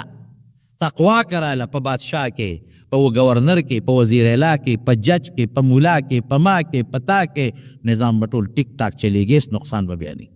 ځکه خو نبي کریم صلی الله علیه وسلم چې څومره خطبې دي څومره په تقوا مشتملې دي. د نکاح خطبه زه راته اکثر په دې دغه کې م ویم په جمعه کې م ویم ځکه حدیث کې راځي چې د چاته حاجت وي نو همدا خطبه دې ووایي. مونږ الله ته حاجتمن یو. یا ایها الذین آمنوا اتقوا الله حق تقاته ور تقوا راله ولا تموتن الا وانتم مسلمون. یا ایها الذین آمنوا اتقوا الله وقولوا قولا سدیدا. تقوا اختیار کې او سمې خبرې کوي. یا ایها الناس اتقوا ربکم الذی خلقکم من نفس واحدة. خلقه خدای نه ویریږي. هدى للمتقین قرآن شریف متعلق ذلك الكتاب لا ریب فيه هدى للمتقین. متقیانو بیا صفت هم الله کړی دی او د نیکانو خلکو چې الله صفت کوي یدعون ربهم خوفا وطمعا. الله عبادت دی خو تقوا پکې ده یرم پکې ده. نو نبی علیه السلام داسې خطبه مو نه لیدله که د جمعې ده که د اختر ده که د استسقا ده که د نکاح خطبه ده او که عام تقریرونه دي ټولو کې تقوا لفظ شامل دی او د قرآن حکیم یو آیت نه په سوونو آیتونو کې د تقوا لفظ شامل دی. نو تقوا بهترین صفت دی او مقصد خو ورسېدی که نه لوی مقصد د تقوا ده چې ته ځان لی او که خلکو سره نو د الله زور او الله په خپل سر حاضر وګڼئ بس او ځان کې یره پیدا کې او د ګناه نه د کفر نه او د غیر مناسب امورو نه ځان بچ کې دې ته تقوا ویل کېږي. الله دې په موږ کې پیدا خو د حضور پاک په خپله د تقوا یو ډېر اخیري مرتبه ده که هغه موږ کې ویم نه نو موږ په خدای نه نیسي لیکن صحابه به هغه مرتبه هم ځان کې پیدا کوله لکه حضرت ابوبکر صدیق رضی الله تعالی عنه یو غلامو نو په هغه به یې مزدوري کوله. دا په عربو کې دا یو رواج و چې غلامان به چا دې له اخېستل چې زما خدمت وکړي، چا به دې له ساتل چې یاره دا کاریګر دی نو دی به کار کوي بازار کې نو ماله به ماښام پیسې پیدا کوي، چا به پې دیاړي کوله چې ده دیاړي کوه او دومره پیسې ګټه ماله راوړه. نو د حضرت ابوبکر صدیق رضی الله عنه یو غلام و، هغه ته یې ویې ته د ورځې کار کوه او ماښام ماله پیسې راوړه. نو ده به کار خدمت کو او ماښام به حضرت ابوبکر صدیق رضی الله عنه له چې څه ګټلي و پیسې به یې راوړل. نو یو ځل یې وله څه خوراک راوړه، تازه خوراک. حضرت ابوبکر صدیق هغه خوراک وخوړه. نو هغه غلام ورته وی نور کله خو به دې ما نه تپوس کو چې دا خوراک د څه دی، نن خو د اړو تپوس ما نه ونه کړ. حضرت ابوبکر صدیق ورته وی وږي هم ډېر زیات، ډېر وږي وم، نو چې خوراک دې کېښود نو اړو تپوس مې محسوس نه که ضرورت او ومې خوړه. خو یې اوس ته نه تپوس کوم، وی دا کم ځای و، وی دا چې کله زه په جاهلیت کې وم د اسلام نه مخکې نو یو سړي له مې څه منتر جادو کړی و او په منتر جادو نه پوهېدم، دوکه مې ورسره کړې وه. نو هغه قرض مې په هغه سړي باندې پورې و. نو اوس د اسلام نه پس په لاره تېرېدم په هغې کې وادو. نو زه ورغلم ما ورته وی چې وروره زما د هغه منتر جادو هغه پیسې د باندې پورې دي شا به راکړه. نو وی دا ډوډۍ خوراک یې راکړه چې دا پکې واله، دا چې تا ته مې کېښوده او تا وخوړه. اوهو انا لله و انا الیه راجعون. په ما دې حرامه ډوډۍ وخوړه. یو خو دا ده چې منتر او جادو باندې پیسې اخېستل ګناه ده، او دویم دا چې ته پې نه پوهېدې، دوکه دې ورسره کړې ده او په دوکه دې پیسې وګټلې، دا دې دویمه ګناه وکړه. لکه نن سبا مونږ خلک په دوکو څونه پیسې ګټي. زه حیران شم چې مسلمان د پیسې دپاره څومره ټګۍ کوي او څومره دوکې کوي. سوچ مې لاړ شي چې یا خدایه دا مسلمان قبلې ته ورسېد، د ده په زړه کې اړو یره د خدای شته دی نه، داسې په خولې دا وایي چې امنتو بالله، هلکه په الله د ایمان دی، د الله خبره ومنه که نه. او بالیوم الاخر اخره کې وایي چې د آخرت په ورځ مې ایمان دی. نو د آخرت په ورځ چې د ایمان دی نو ته آخرت منې؟ هسې ایمان دی، د خولې خبره ده. د آخرت په ورځ د ایمان دی نو آخرت کې به د نه خدای تپوس نه کوي، هغې لرې ځان نه تیار کړی. دا سوچ دې شته او که دا سوچ دې نشته؟ څومره ټګۍ زمونږ خصوصا په دې دوکانونو کې کېږي. نن په ټوله دنیا کې ګرځه، ما سوا د یو څو دوکانونو نه ټیک ته مسلمانان او صالحان هم شته، دا نه وایم چې ټول یو شانتي دي، خو سوچه چای به چېته ډېره کمه پیدا کړي. د دوکې چای ده، پکې څیزونه ګډۍ او رنګونه والا ورکوي، چرکې پکې ګډۍ رنګونه ورکوي. سوچه مساله ټیک د صالحان نیکان خلک هم شته، ښه به هم خرڅوي، لیکن کمه به داسې وي چې هغې کې به سوچه مساله وي، ګندونه او رنګونه دي، ادر باندې خرڅوي. دا معمولي غوندې دی ګاډو والا نه ته سودا کې د پاسه یو شان شی پروت او لاندې بل شان شی پروت دی، دا ګناه نه. د پاسه به ښکلې مزېدار اعلی ټماټري، ته چې ورته ګورې نو ته به چې خدای اومه مې وخوړې او ځان به وررسې، او چې لاندې ګورې شنډۍ به پرتې او کم بخت چې تل علموي هغه شنډو ته یې ورعلمه کړي. یا لکه دا برف د سر دا پکې واچوه، وی دې لاندې سره به زه څه کومه، داسې وایي که نه وایي؟ نو دا لاندې ځان لکه وغه ځان لکه بیا دا لاندې بره واچوه که نه. خلکو له ولې دوکه ورکوي چې سړی ځان ته په دې رابلې؟ الوګان شو، غوښه شوه، نور سیزونه شو، ټول په دوکه. ایرونو یاد وساتئ، په دوکه که دې مال ډېر هم پیدا که، لار په غلطه لاره به د نوځي، ګور یاد ساته. جیب برې ډکي، برکت به پکې نه، مقدمه به جوړه شي، اسپتال به جوړ شي، بچې به نا جوړه شي، ښځه به نا جوړه شي، شا به وړه اسلام آباد او لاهوره پورې ټسټونه کوه، خو ځي به دنه په سوړو به دنه ځي، خدای به ورته سوړې کولاوي او په هغې به دنه ځي. او که حلال لږ شي مې یو صبر درته وکړو نو سوړې به ورته بندي، مطمئن او خوشحاله به پکې. دا د دوکو کاروبار. نو دا دوکه حرامه. په دې پمپونو کې مونږ خو روانو، په دې سینجي پمپونو کې، اوس خو خیر قصه بل شانتې ده، خو بره به یې لیکلي وو،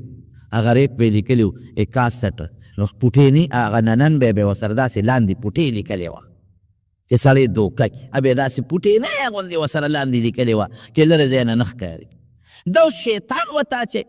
نه نه 61.99 چې خلکو ته ښکاره کړي چې زما خو 61 روپۍ نرخ دی او که بیا څوک وایي چې لکه تا خو 61 نه 2 شپېته دې کټ کړې نو یو ما خو لاندې ورسره 99 پیسې لیکلې دي نو 1 روپۍ څه شی دی چې هغې له دوکه کې زه اوس ته ووایه اوس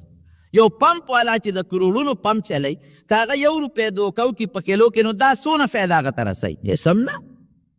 لیکن دا اوس شیطان ورته پړه کوي چې لکه سپو لیکه چې 2 شپېته دي که نه دا 99 دې ورسره پوټې نه ولې لیکلی دی دا دوکې دا کې دا سخت جرم دی او خطرناکه ګناه ده چې څوک دوکه کوي رونو ده کې تقوا نشته دی د خدای نه نه یریږي د قیامت د پرورځ د زړه ایمان ټیک ته مؤمن ورته وایو کافر ورته نه وایو خو د ایمان چې کوم بنیادي نښه د هغه د پړه کې نشته دی څنګه مسلمان دی نو حضرت ابوبکر صدیق رضی الله عنه ورته څه وایي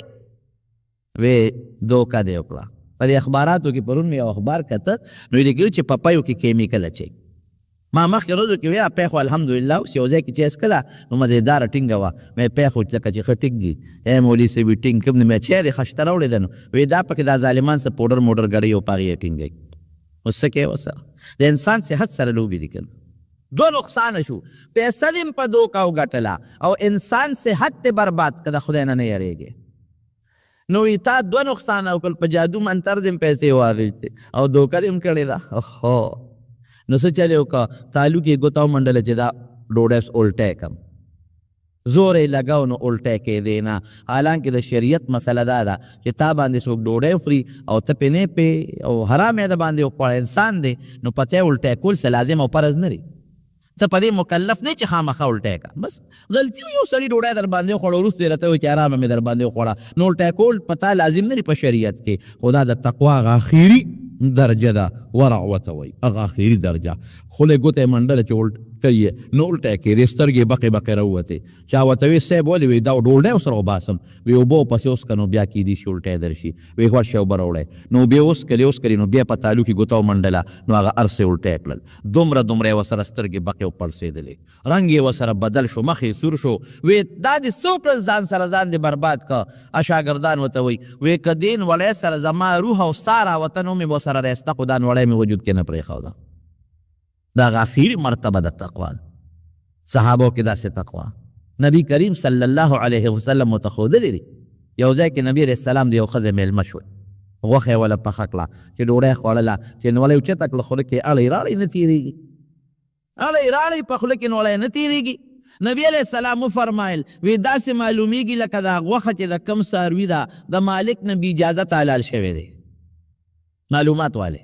ښځې نه یې تپوس وکړه وی دا غوښه تا د څه وی دا مې یو رکوټې چیلو کې یا ګډور کې حلال کړی دی وی د چا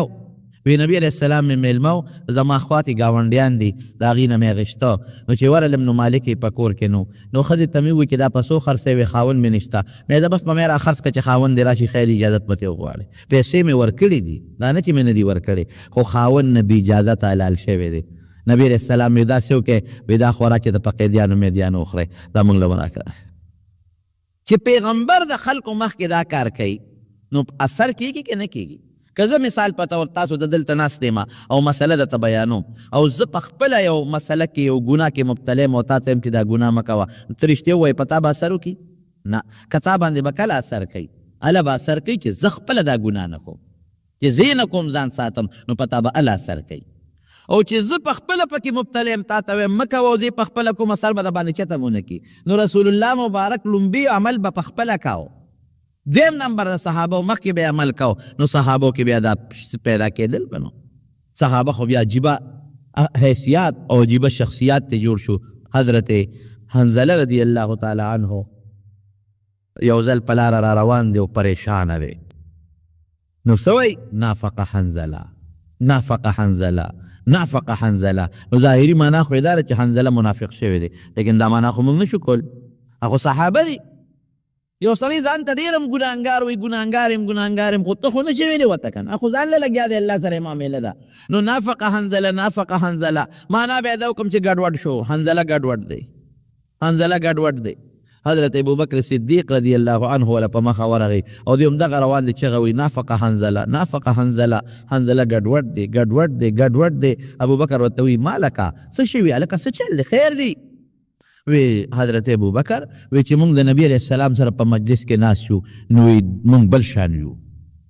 بل شان حیثیت دی زمونږه، داسې راته را جنت ښکاري لکه په دا سترګو چې وینو،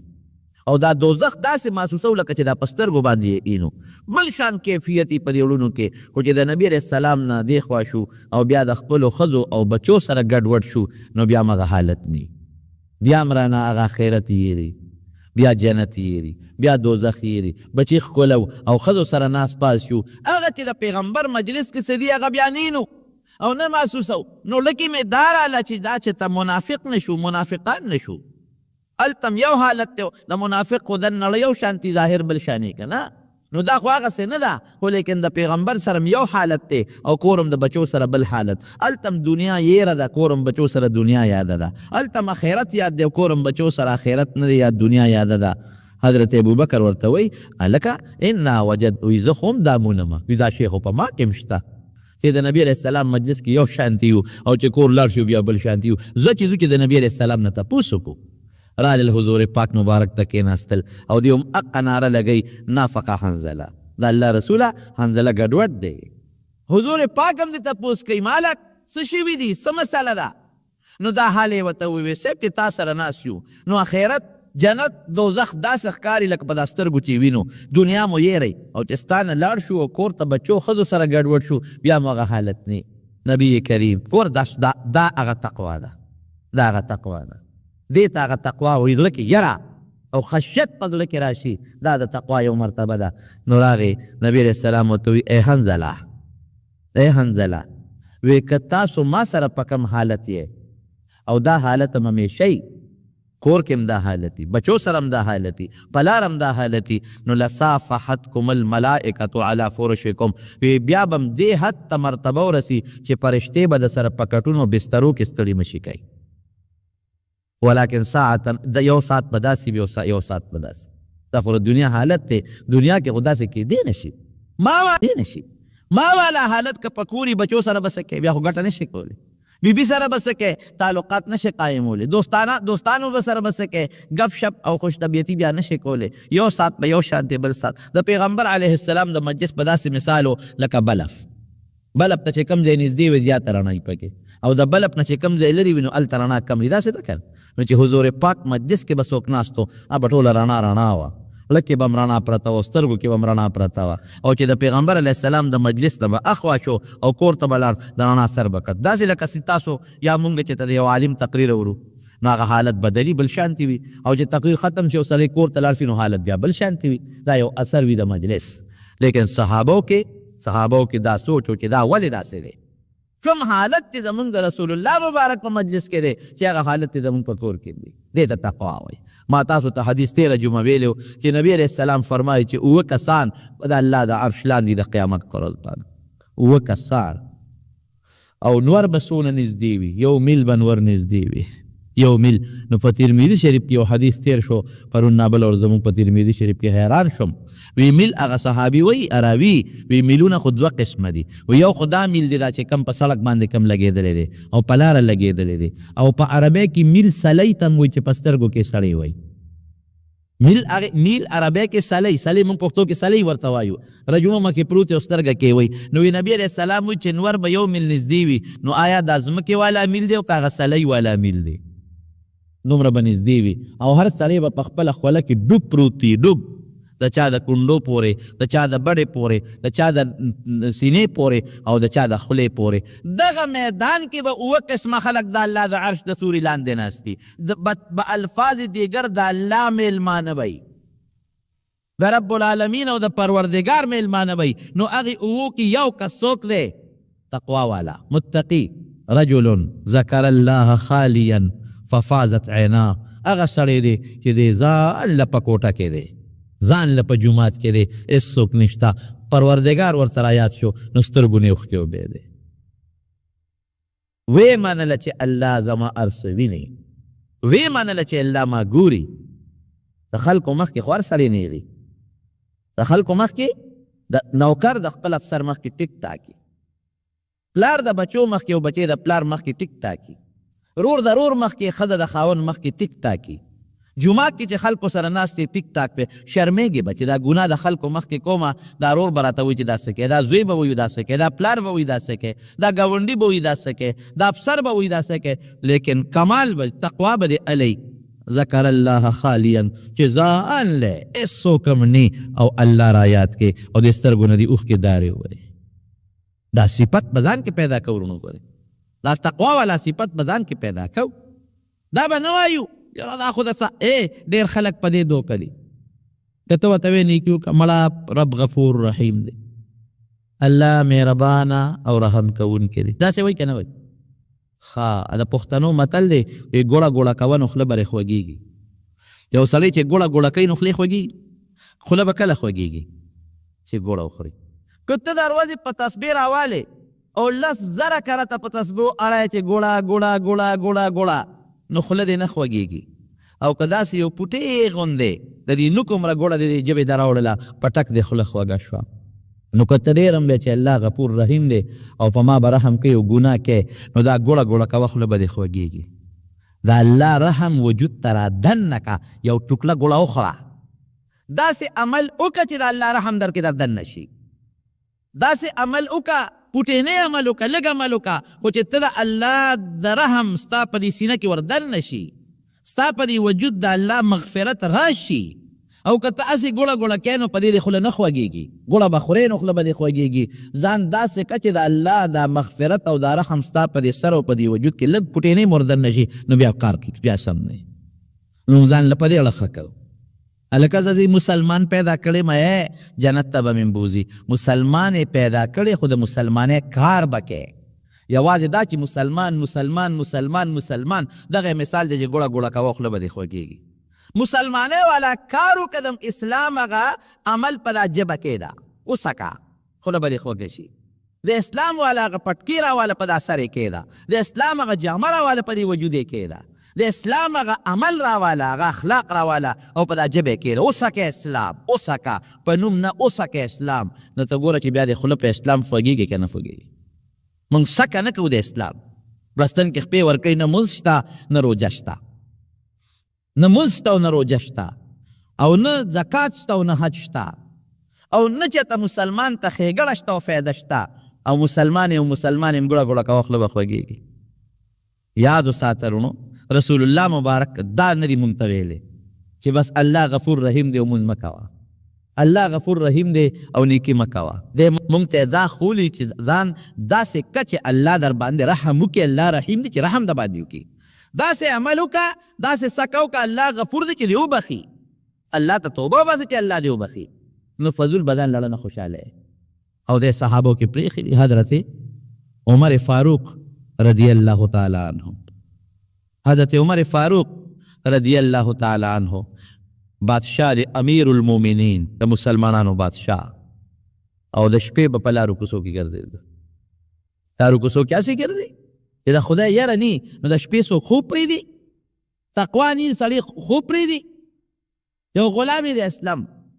یو ځل روان یو ځای کې مړانه ولیدله،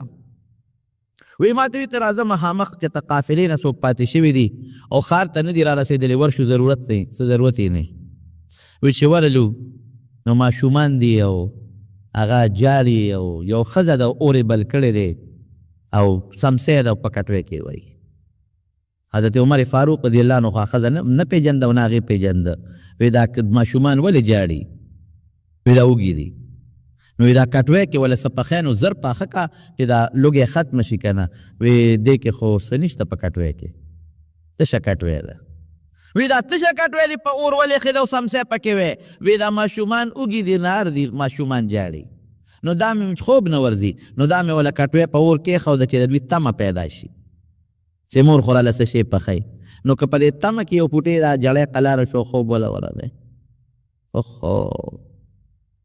حضرت عمر ورته وایي چې د ماشومانو خوراک نشته ډوډۍ نشته وږي دي نو ته عمر له ولې نه ځې؟ بادشاه له امیر المؤمنین له ولې نه ځې؟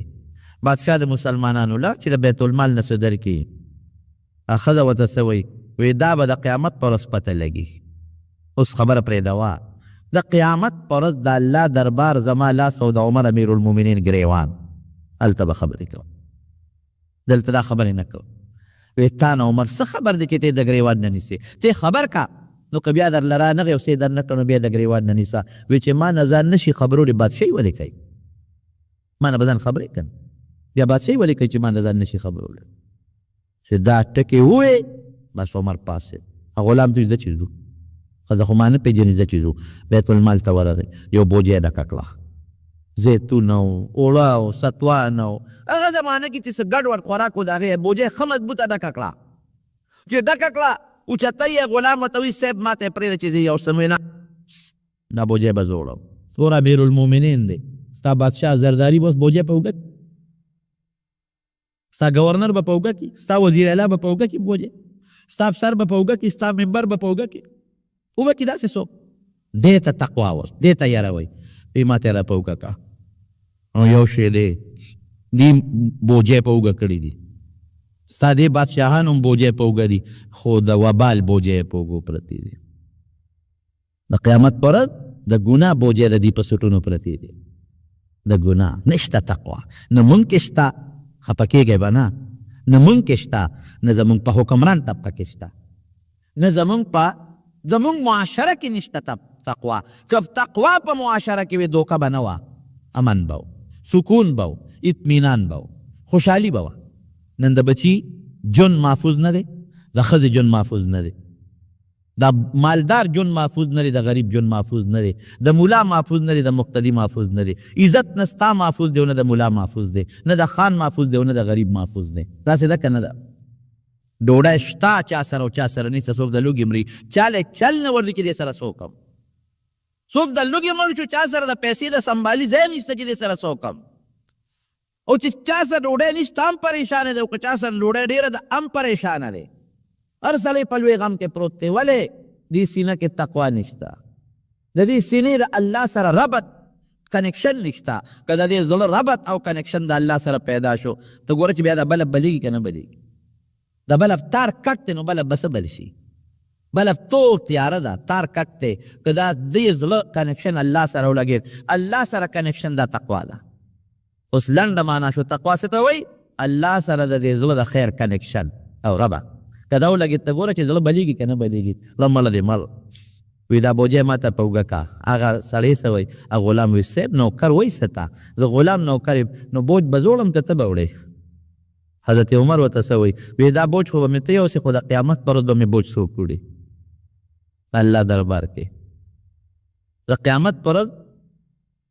زما بوج به څوک وړي په سټ هغه غلام وی وروچت مې کا بوجۍ نو چې څوک دا بوجۍ د اوړو بلد نی که نه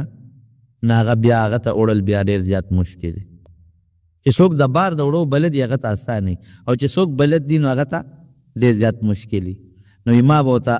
یو ځل پټي ته تللی نو ګنو ګېډۍ یې را په اوږه کړه نو هغه شولګر نه یو ملګری یا زمیندار ما ته وایي چې ته یې پرېږده مونږ بیا در وړو نو ما ورته خاندل مې تا خو لس ورځې وشوې راو دې نه وړل اوس ما ته راکړه چې ځان سره یوسم نو هغه د نر بچي ما ته ښه مضبوط ګېډۍ وتړه چې ګېډۍ وتړه نو هغه اوړه یې خوشو که نه نو ما ما ته یې را په اوږه کړه نو چې په اوږه مې کړه نو پې شوم چې خدای دې سره به اوس څه کوم نو هغه دوب چوپ یو مې کله په یو خوا تله او کله په بل خوا تله اخره کې خوند یې ونه کړه هغه میدان ته مې وغورځه یو دوه درې مې دې را په اوږه کړه مې دا به څوک تورنګزو سره پورې وړي نو د با هغه ماشوم هلک ول هغه زمیندار زی هغه یې را منډه کړه هغه یو دوه لاس اوچت کړه په اوږه کړه نو ما سره را روان شو نو حضرت عمر خو د بار د وړو بلد نو د بوجه نو حضرت اسلم وی قسم د چې ما ورته کتل د خپې به کږې وږې تلې راتلې حضرت حضرت بس یې کما ته را په اوږه کوي نه قیامت پر ورځ به زما بار توړې بوجۍ یې راوړه د خیمې خوا کې وغورځولو هغه ته ویې خوا شه ښځه یې خوا کړه هغه کټوۍ وینځل او هغې کې څه ستوان او څه اوړه او څه کجورې او څه قیسې پیسې ګډې کړې او لګیا دی اور نه بلیږي وی ما ورته چې دې خوا شه صیبه چې زه دا اور درته بل کړم وی ته اخوا شه نو وی پوکې به وه او لوګې به کته پوکې به وه او لوګې به کو وی قسم زه چې هغه منظر مې اوس هم په سترګو کې دی چې د اور لوګې به د حضرت عمر د ګیرې نه پورې پورې ورته راوته یلوا غوندې یې پخه کړه چې پخه کړه ښځې ته وي د ماشومانو سره دې خوا کړه ماشومانو خوراک وکړه وی مې چې زه چې ځو که نه صاحب وی صبر وکړه دا ماشومان مې په جړا لیدلي چې په خندې ووینم چې ماشومان په خنده او په لوبو ټوکو شو نو روان شو نو ښځې ته وایي سار له راشه مسجد نبوي ته چې تا له مونږه وظیفه مقرر کړو. وایي زه چې درشم ما به عمر څه پېژني؟ وایي ته راشه ما به هلته ومونئ زه به یم. او نه پېژنې چې عمر سهار وختي ښځه راله مسجد نبوي ته چې راله څنګه تپوس وکړي امیرالمؤمنین هغه دی چې ویې کتل ښځه په رستو کېدو شو خو بېګا خو به د ما پوکي والي دي خو هغه سړی دی. او چې کله چې عمر رخصتېده نو دا ښځه ورته رښتیا دعا کوي وایي ای ملګري ای مسلمانه وایي خدای دې د عمر نه بادشاهي والي او تاله دې خدای درکړي. څه د بادشاه لیت هغه د بادشاه لیت نه وایي دته راشه سهار نه به بیا هلته کې مه ووینې. نو چې ښځې دې ولیده او بو بېګا خو مې پوکي په ده والي دي بوجۍ خو مې په ده راوړې ده. نو ښځه رستو تله حضرت عمر مرګ ښځه را مخکې کوي وظیفه ولا مقرر کړه. وی وایه که نه ترورې اوس به د قیامت په ورځ د چا ګریوان نیسې اوس به څه دا ګوی دلته او که د ما په مخ کې نو هله به دې پرېږدم. وی اوس به زه د قیامت په ورځ د الله په دربار کې ګوی کوم چې الله عمر زمونږ امیرالمؤمنینو او زی شو د خیمې نه بار یو سړی دی څه چل دی مسافر یې مجي دې خیمه کې دا د فریاد اواز ولې دی وی زما کور والی په دې خیمه کې او ماشوم یې پیدا کېږي. نو بیا څوک دي ورسره هېڅ څوک ورسره نشته مسافر یم په دې بیابان کې هر څه په ځای پرېښودل او نیمه شپه ده کور ته یې رامنډې کړې او خپلې بیبي ته وایي د امیرالمؤمنین بیبي کې ته ورته اوس خاتون اول وی او دې زمانه کې ورته خاتون اول وایي. خاتون اول به ورشي داسې به وکړي وایي اله شابه یو مسافر دی او بچي کېږي اله شابه لږ ما سره لاړه شه د هغې خدمت وکړه دیتوب چې ورته وایي د دیتوب خدمت وکړه. هغې ځان سره هغه وخت کې چې د ماشوم په کېدو په وخت کې څه سامان لګي ښځې له څه خوراک پکار یا ماشوم له هغې زر در راغونډ کړل او حضرت عمر ته مخکې د خاتون اول د صحابه او د زمانې د حضرت عمر بیبي ورپسې ده. خیمې ته وردننه شو خدمت یې وکړه. سړی خو یې نه پېژني چې دا حضرت عمر ده. د هغې ښځې له خدای بچی ورکړه زوی یې پیدا شو. چې زوی پیدا شو حضرت عمر ته بیبي آواز ورکړه وی امیرالمؤمنین مبارک دې شته ستا د دې مسافر ورور زوی شو چې هغه واورېدل په لرزان شو د امیرالمؤمنین دی وایي. نو تقوا لکې د الله یره دا تقوا معنا شوه. تقوا چې لکې یره راله نو پرهیز د ګناه نه دا د تقوا معنا شوه. تقوا د الله سره د خپل زړه ربط او کنیکشن د خیر جوړول دا تقوا شوه. تقوا څه شوه د دې خپل زړه او د دې وجود پرهیز شو او دا بچ کول شو د ګناه نه او د شیطان نه او د اور نه دې ته تقوا ویلې کېږي. دا یو مشترک غوندې لفظ دی. نو خدای پاک دې په مونږ کې تقوا پیدا کړي. نبی کریم صلی الله علیه وسلم په خپل یو مثال ورکړي د بني اسرائیلو د یو دریو کسانو. په بني اسرائیلو کې یو درې کسان په لاره تېرېدل نو وی باران شو پې زلزل شو نو دا درې واړه یو غار ته ننوتل. بخاري شریف کې یو اوږد حدیث دی او امام بخاري کې ولې نوم یې ښودلی دی نو هغه پې بره عنوان د حدیث الغار یې ښودلی د غار والا واقعه. نو درې واړه ننوتل غار ته چې ننوتل ګړز ګړوز د زلزله شو چې زلزله شوه د غار د خولې نه یو غټ کاڼی را پرېوته او د غار دا خولې بند. دی غریبانان په هغه غار کې دننه پریشانه ونښتل چې خدای اوس به څه کوو. رڼا بنده شوه رڼا نه لګي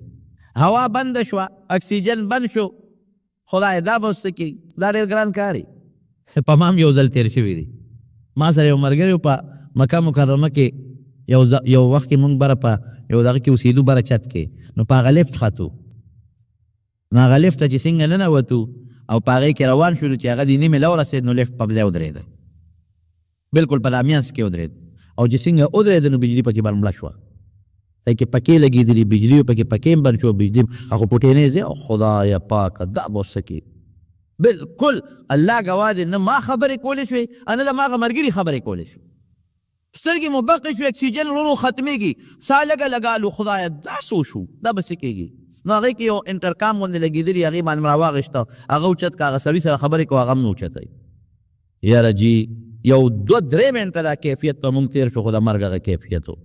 الله بیا فضل وکړه هغه شی په خپله روان شو نو درې واړه غریبانان په غار کې بند شو تیږه پې پرېوته اکسیجن هوا رڼا څه بند شو دې کې دا یو کس ډېر هوښیار و هغه وی داسې کار دی چې بغیر د الله نه بل څوک مونږ اوس نشي بچ کولی مونږ چې بچ کوي نو پروردګار به هم بچ کوي بل څوک نشي بچ کولی او پروردگار چې مونږ بچ کوي نو الله به هم بچ کوي چې مونږ الله خوشحاله کړو که الله هم خوشحاله کړي نه نو مونږ نه بچ کوي نو الله پس خوشحالېږي په نیک عمل او دلته په دې غار کې خو مونږ نیک عمل نشته شو کولی مونږ خو په پریشانۍ کې پراته یو نو راځئ داسې کار کوو چې مونږ په دنیا کې چا هم کوم څه نیک عمل کړی دی نو خدای ته بیا ور مخکې کړو چې الله ما دا نیکي کړې ده ما دا نیکي کړې ده نو ممکن ده چې رب العالمین په موږ رحم وکړي ډېره ښه نو هغه یو کس وایي چې پروردګار ما خو یو نیکي کړې ده نیکي مې دا وه چې ما مزدوران راوستل او کار مې پې کوه او ورسره مې فیصله کړې وه چې دونه بروجې درکوم نو چې کله ماښام شو مازدیګری شو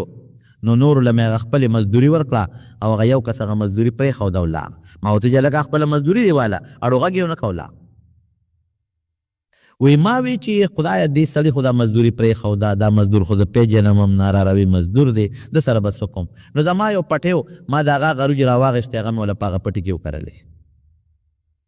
هغه زیاتې شوې بیا مې وله وکرلې نورې زیاتې شوې نو په هغې باندې وله ما غلامان او وینځې واغېستې او ګډې چیلې اوښان مې واغېستل وی ډېره موده پس یو سړی راغی وی ما ته وی چېرې تا باندې زما لږه قرضه ده د څه قرضه دې ده یو وخت کې تا له ما مزدوري کړې او زما څه روجې کېدې هم مې درته پرېښلي ما له هغه خپلې روجې راځه اوهو خوشحاله شوم وی ما وی چې دا مخامخ ګاڼې ته ورشه دا چې څومره سامان دي دا اوښان او ګډې چیلې او دا غلامان دا ټول ستا دي وی ما ته وی چې ټوکې را پورې کړې زما خو یو څو کیلو دې زمانه کې کیلو دی هغه زمانه کې به ورته فرق او سا وي زما خو یو څو کیلو روجې کېدلې وی ما ورته قصه وکړه چې دا له ما زیاتې کړې دي دا هر څه ستا دي نو دا سړی وی یا الله که دا کار ما خالص ستا د رضا دپاره کړي پروردګاره لکه دغه وخت ما صرف او صرف ته راضي کولې نو الله لږه غوندې دا تیږه ښکته که یو پوټې غوندې هوا خو را باندې ولګي دې ته هغه توسل بالاعمال الصالحه وي په نیکو اعمالو باندې وسیله نیول وی لږه غوندې تیږه وړقېدله او په موږ یو پوټې هوا ولګي د اکسیجن خو چالو شو دا بل وی چې یا الله زما بوډاګان مور او پلارو هغه مور او پلار چې زما کوم بوډاګان وو نو زه به تلم ګډې چیلی به مې سره وړې په دې منځ کې درته بیا وایم جومات هغه زمونږ کار دی الحمدلله څه ډېر حده پورې شوی دی خو لکه قرضه را باندې پاتې ده او پلستر هم پکې پاتې دي مهرباني وکړئ چې څومره د چا وس کېږي په دې سره تعاون وکړئ ښه چې ستا در کې مدد وکړئ خالص د الله د رضا دپاره لکه ما چې درته کومه واقعه جوړه روانه کړې ده خالص په دې نیت چې دې نه ما هېڅوک نه خبرېږي او الله خبرېږي دا هر چا د خپل وس مطابق دا د جومات مسله ده چې الله تعالی دا مسله حل کړي بهر کیف وی ما دا چلو که چې ما به ګډې چیلی سرولې خو چې ماښام به مې ګډې چیلی راوستلې ما به ترې پی واغېستل د لومبې به ما مور او پلار باندې سکل بیا به مې په خپلو بچو باندې سکل و یو ځل نږدې ګیا کمه وه نو ګډې چیلی مې ډېرې لرې بوتلې نو ناوخته رالم نو چې رالم زما مور او پلار بوډاګان اوده شوي نو ما هغه ګډې چیلی ولوسلې او هغه پی مې په جام کې واچولو وی هغه ماشومان چې څومره وو هغه راته رینګېدل هغې جړل چې مونږ له پی راکړه وی ما ورته وی چې تر څو مې د مور او پلار باندې نیس کلې نو هغې نه پورې تاسو له نه در کوم وی دقسې ولاړ وم ماشومان په خپو کې رنګېږي چې د شپې اکثر حصه تېره شوه تېره شوه سهار قریب شو نو مور او پلار راویښ شو چې راویښ شو ما ته یې وکتل او بچې وی ما وی چې ماشومانو له به دې ورکړو نه بابا نه بیبې چې تاسو نیس کلې زما بچي به یې نس کي په هغې مې هغه پیوس کړل بیا مې هغه بچو له ورکړل الله که دا کار ما خالص تا د رضا دپاره کړي صرف دې له پروردګاره چې ته پرې راضي شې نو خدای لږ ونې دا کاڼې نوره موړه کوه چې یو پوټې داسې لږه رڼا خو راته لږه پیدا شي ګوره په نیک عمل الله خوشحالېږي که نه نو هغه تیږه لږه نوره موړه کېده خو د تلو لار بیا نشته دا دریم څه وایي دا دریم وایي چې زما رترې لور وه دا ګورې د حضور پاک د مبارکې خولې واقعه ده زما د ترې لور وه زما ورسره ډېره زیاته مینه وه ډېر محبت و نو یو ځل چې ما د ګناه مطالبه وکړه نو هغې ما ته وی چې ما له به یو 100 روپۍ راکړې نو زه به ګناه کوم نو زه خو غریب وم نو تکړه شوم لګیا شوم هغه مزدوري او پیسې پیسې مې شروع کړې هغه 100 روپۍ مې ورته برابر کړې نو ما ورته یو ځای مقرر کړ چې دې ځای ته راشه هغه خپلې پیسې دې واله وی هغه ځای ته مې راته راغه لور راله هغه پیسې مې وله ورکړې نو مې چې اوس به زما خبره منې او ډېره ښه ده نو وی دقه ځای کې یو زما راته لور ده او یو ځای بل هېڅوک نشته نو چې ما هغې د ګناه اراده وکړه نو هغه په رپېدو شو په جلا شوه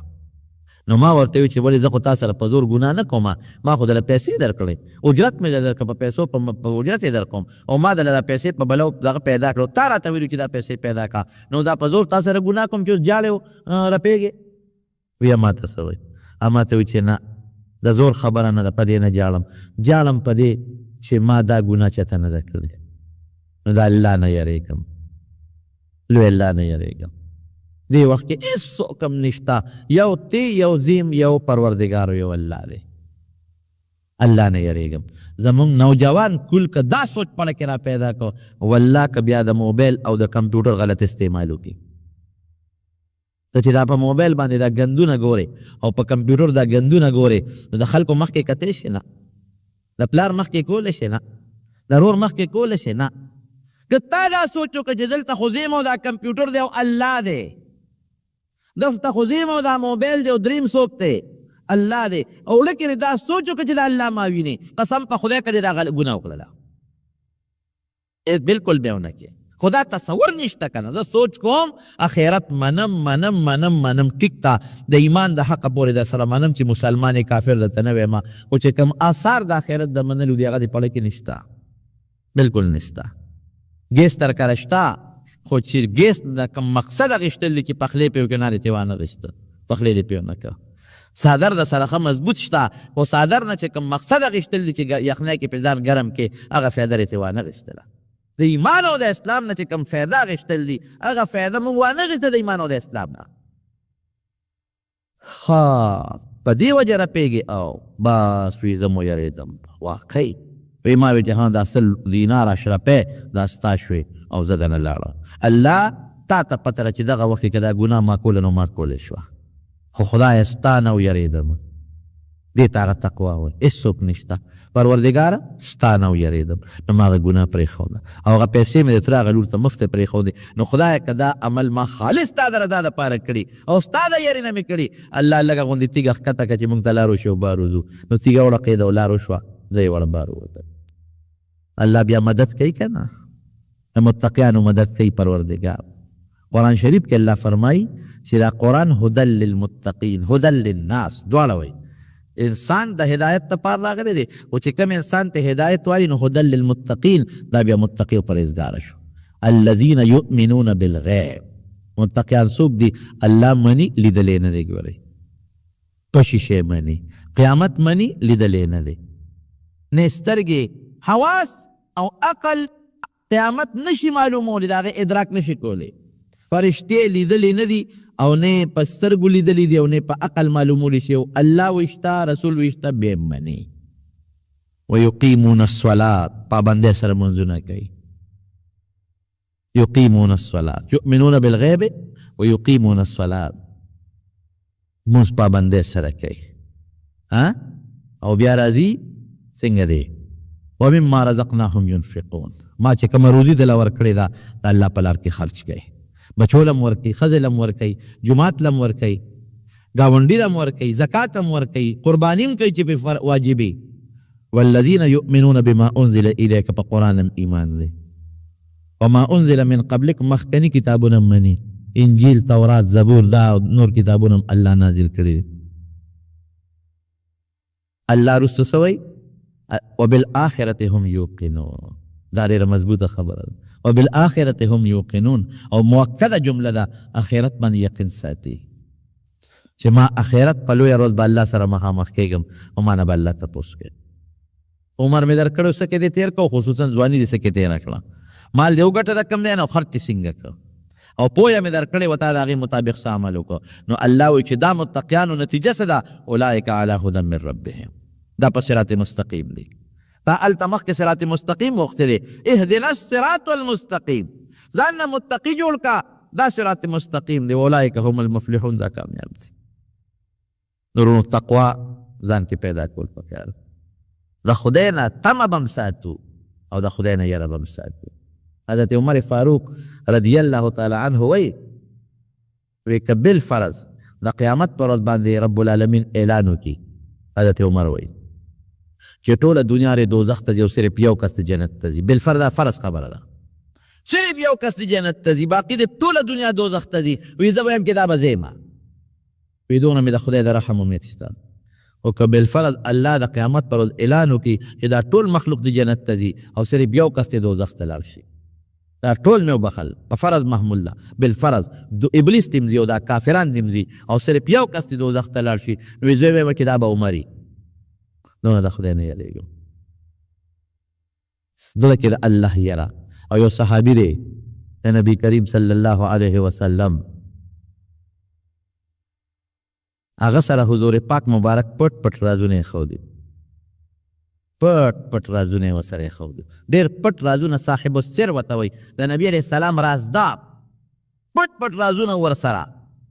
نو حضرت عمر فاروق رضی الله عنه د یو ځل تپوس وکړو چې ملګري تا نه یو تپوس کوم وی تا ته خو نبي علیه السلام ډېر پټ څیزونه ښودلي دي که نه وی او وی منافقان یې درته ښودلي دي وی بلکل ما سره یو فهرست پروت دی چې فلانکې منافق فلانکې منافق فلانکې منافق فلانکې منافق لیست را سره پروت دی دا ماته نبي علیه السلام ښودلي دي خو عمره امیر المؤمنین ورې ښولې درته نه شم ځکه دا د پیغمبر علیه السلام ما سره یو راز دی که ما ته وایي چې ما ته وښایه دا منافقان درته یې ښولی نه شم وی نه وی دا درته نه یم چې ما ته یې وښایه خو صرف یو تپوس ته نه کومه تا سره چې ستا په خوله کې پیغمبر علیه السلام درته کوم منافقان ښودلي دي ته هغې ته لږ نظر وکړه چې د عمر نوم به خو پکې نه الله اکبر هغه عمر چې رسول الله مبارک د ده متعلق د ده مخکې وي عمر فی الجنه عمر به جنت کې ده ته پته ده اورېدلي هغه عمر چې نبي علیه السلام کله د معراج نه راغی نو عمر ته وایي عمره وي ستا محل مې لیدلی دی په جنت کې مې یو خشته ښکلی اعلی محل ولیده نو ما تپوس وکړه چې دا محل د چا دی دا به زمی نو دومره خشته و وی نه دا د حضرت عمر دی په بخاري کې راځي بخاري شریف کې نو ما وی چې ودرېږه ور دننه کېږم خو عمر ستا غیرت راړوان دی شو چې عمر په ډېر غیرتي داسې نه غوسه ور شي چې ته زما محل ته ولې داخل شوې نو ستا د غیرت د وجې ور داخل نه شم نو د خوشحالۍ د وجې نه د حضرت عمر په سترګو کې اوښکې راغې ویې ژړل ابکه اغارو یا رسول الله زه به په تا غیرت کوم چې ته زما کور ته ولې دننه داخل نه شوې دا م ورته پته ده د جنت کې محل هم شته دا م ورته پته ده چې جنتي دی دا م ورته پته ده په یو موقع کې حضرت ابوبکر او حضرت عمر رضی الله عنهما ولاړ دي او نبي علیه السلام د ښي لاس کې حضرت ابوبکر ونیوه او د دې ګس لاس ته حضرت عمر